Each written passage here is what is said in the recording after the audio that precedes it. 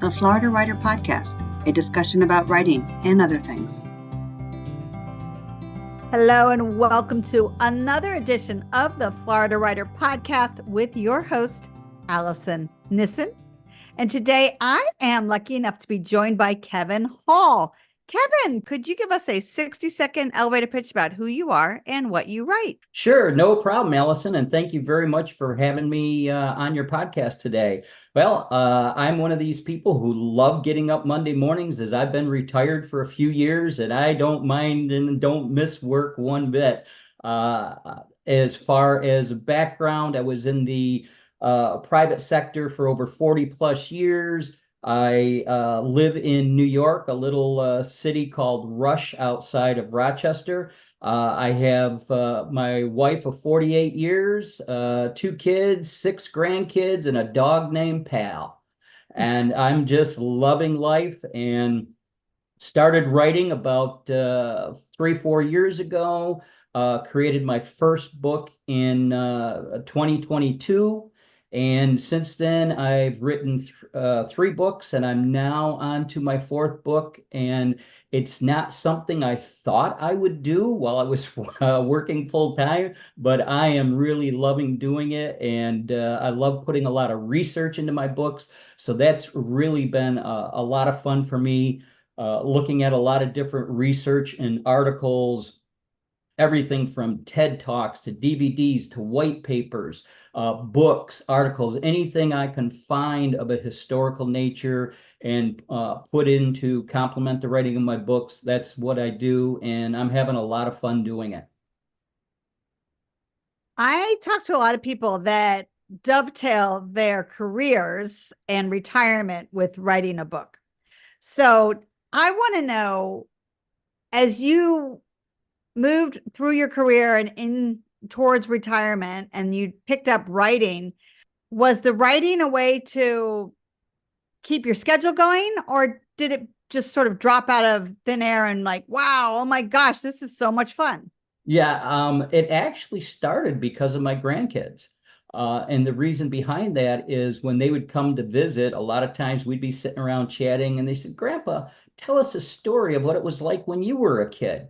So I would tell them a lot of these stories, and I got to thinking, what kind of legacy am I going to be leaving behind when I go?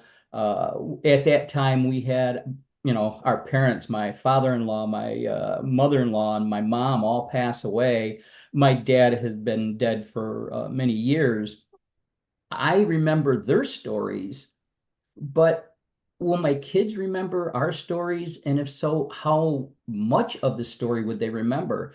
So after telling the grandkids these stories, I said, well, let me write a few of them down. And one Christmas, I had created a short story, unbeknownst to anybody.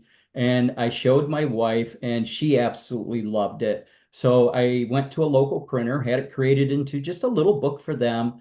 And we kind of at Christmas, we go, kind of round robin handing out gifts until they're all gone. And then this was the last gift of the day. And I handed it to my oldest grandson, who really was the one who kind of championed asking me a lot of the questions. And I said, Caleb, come on up here. I want you to open this. And he opened the gift, and it was the book. And the look on his face and the look on the others' faces as they saw that just meant the world to me. And I said, okay, I think I need to write a little bit more here. And then that begat my first book, which is when I was a little kid growing up in a small town of Ilion, New York. And that took me from about age 8 through age 13 when my dad's job was transferred to Minnesota. And then that begat my second book, which was our time in Minnesota from 1971 to 76 when I got married and left. And those were the first 2 books. And then the third book is entirely different. So I left kind of the memoir history genre, and I moved more into the spiritual genre. And just due to experiences I've had and experiences that others that I interviewed had, that then went into my third book that I've written. And now I'm actually writing my fourth, and it's entirely changed again. So, yeah, I'm just enjoying writing now, but it all started from my grandkids. I will say that many moons ago, when most people were published via the Big Five or Big Seven or Big Nine or however many publishers there were many years ago, that genres stuck to a certain formula. Do you find there's freedom in the fact that you can change genres, you can change topics because we feel like it and we can publish it on our own? Yes, the freedom is there, but then there's the flip side. For indie authors, I often talk to them and say, look, writing the book is just the first part. Wait until you get to the marketing of the book. That's the second part. And if you keep to a similar genre, the marketing does become a little bit easier. But if you're switching genres, then it's almost like you're starting over again with the marketing side, building your audience up and getting them to know and enjoy your works. So it's easy on one hand, but I enjoy the freedom on the other hand.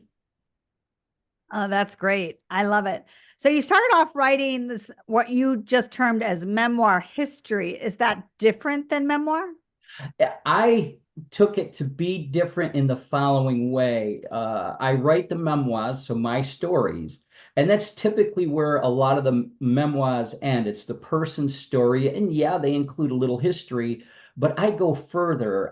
I include dates, pictures of the time frames, things of historical nature. That went on back then that I think people really should know about. As one example, in my first book, 1963, John F. Kennedy made our little town of 10,000 people a stopping ground for him on his campaign trail. And the kids were let out of school and were urged to go down and be in the square, regardless of your political slant, be it Republican or Democrat at the time. Everyone in the town showed up to see John F. Kennedy. And it was just tremendous. So that was historical. So I write about that in the book. I put a picture of the time in the book. So that's what I mean by memoir history. And I look at about 75% roughly my stories, and then another 25% being the history. Also, there was a lot of urban renewal in our town in the late 60s, early 70s. So I include a lot of the before pictures and after pictures and talk about how it came about and what they called the master plan. So this is historical stuff that I think really should be embraced and brought out from time to time so people understand their history and where they came from and how in their area, that town, how it got to be the way it is. So that's what I mean by memoir and history. Do you have call outs? How does it, do you blend it all together? Or is it like you have a separate page for the pictures and the information about, say, JFK coming to town?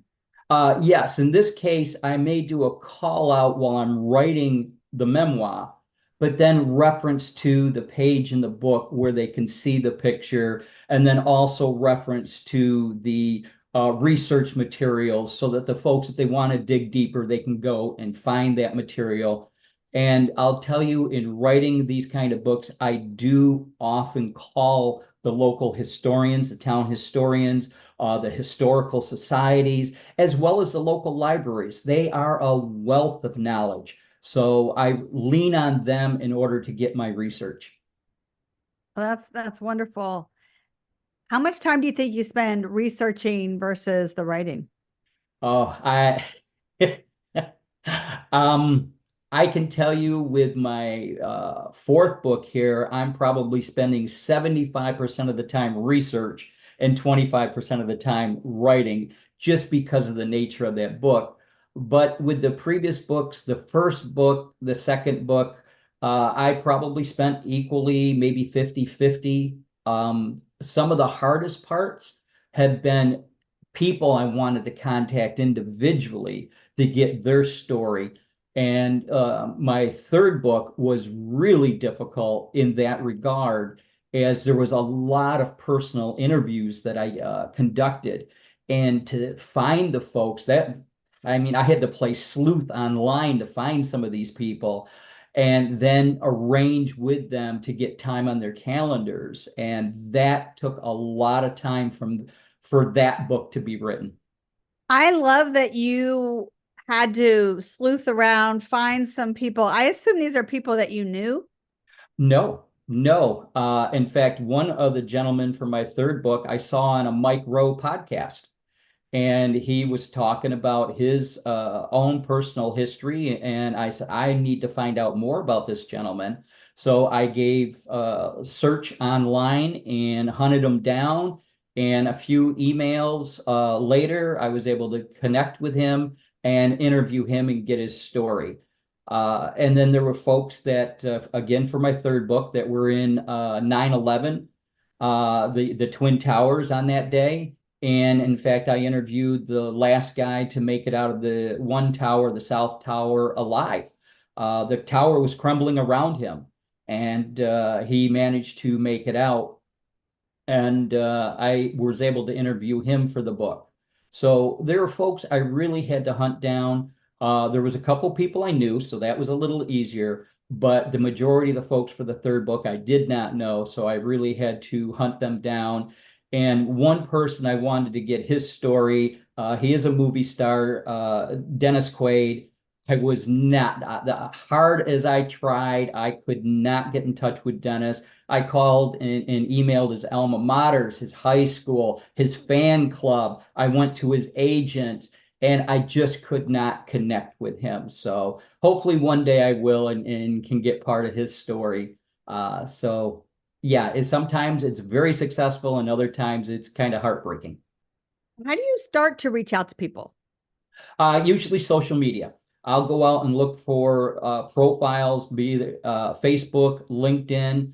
I am not on Instagram and X, but things I'm looking at. But it's just the type of thing. I've got a large audience on Facebook and LinkedIn, and I'm in many, many groups on those sites. So that begins my research over there.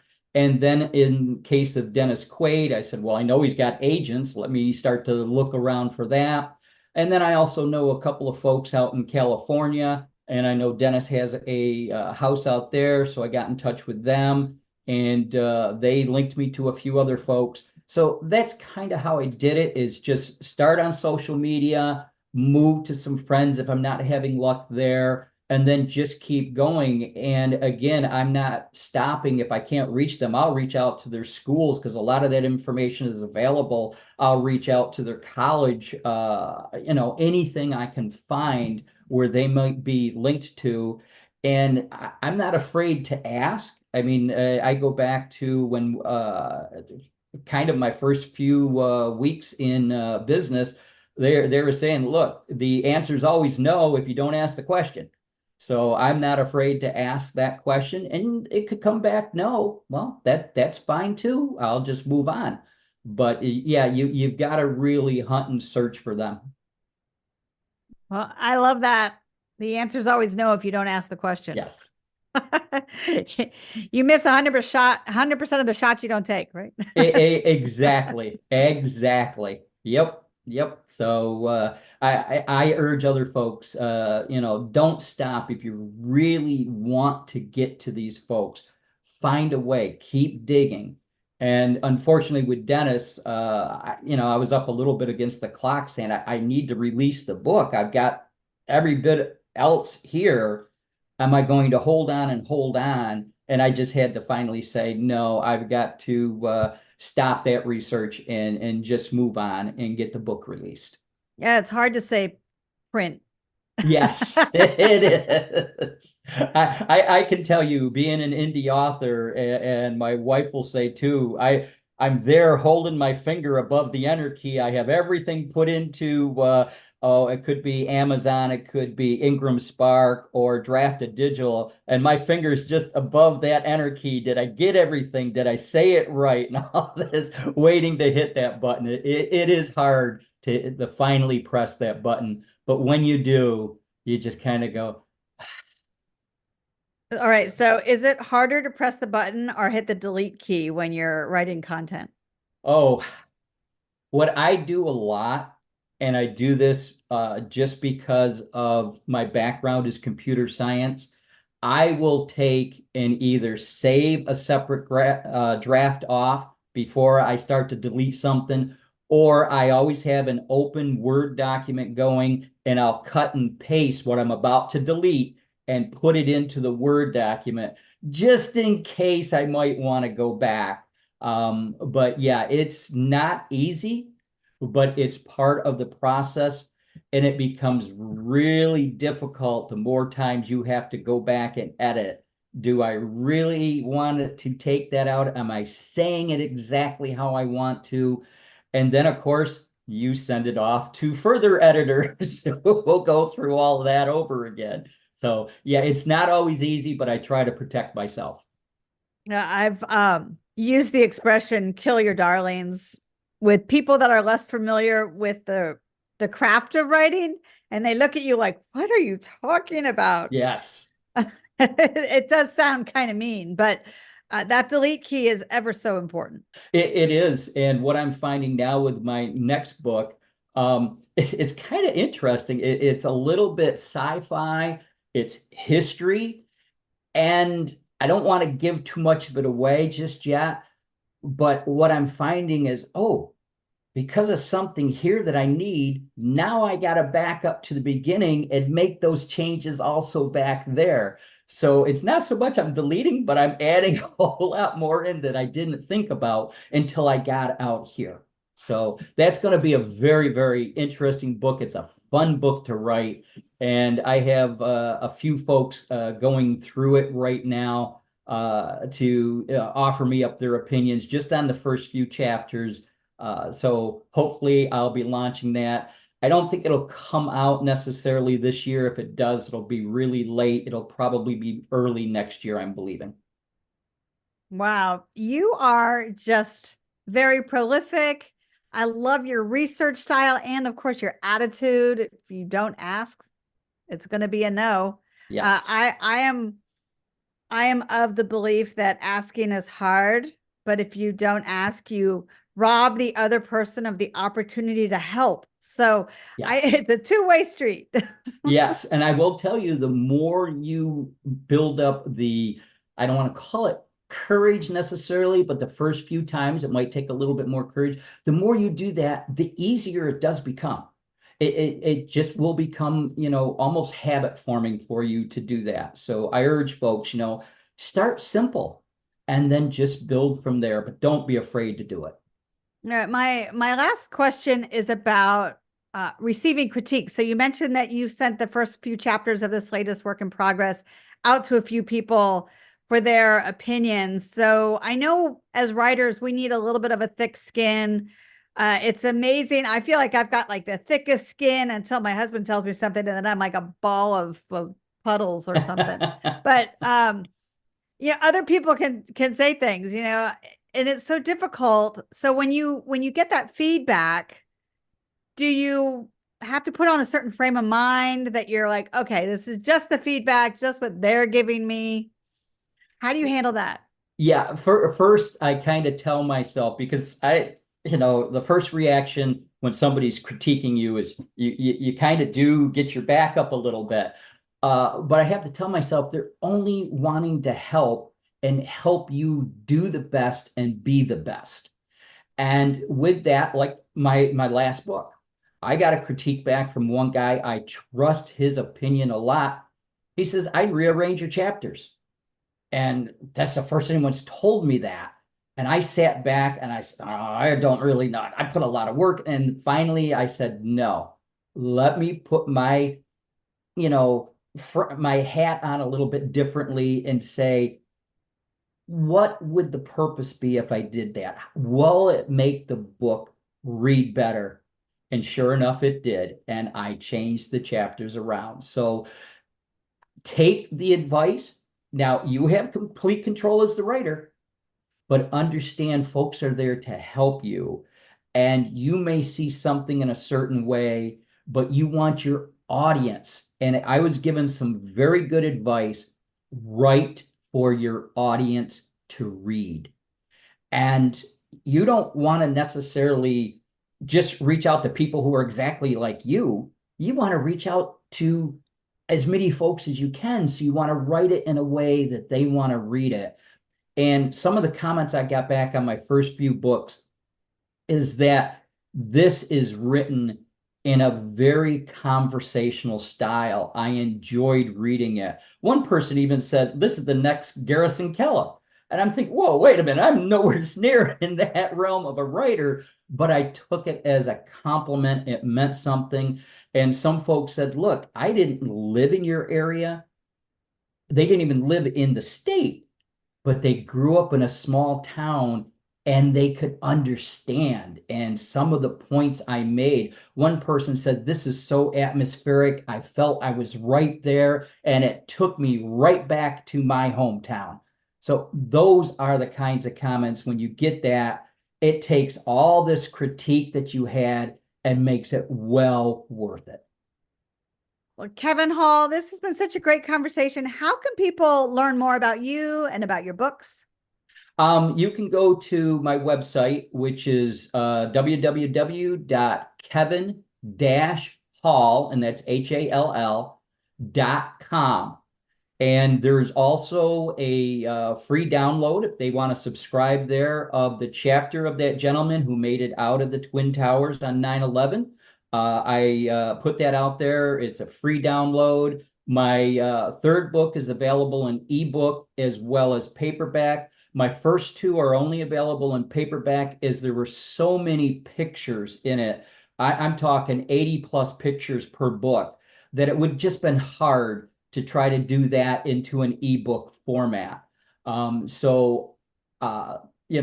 available on most all bookstore platforms, Amazon, Barnes and Noble, and so many more. I mean, you just look for your favorite one, and I'm sure you'll find the books out there. Well, Kevin, are you ready to switch to our rapid fire questions? Go for it. What is something unique about you? Oh, wow.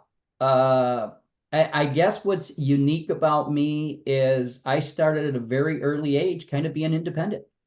I would walk my town at the age of 7, 8, walk down to school. I would go down the town and do shopping on my own. There are things my parents never knew I did, but I was not one to get into trouble.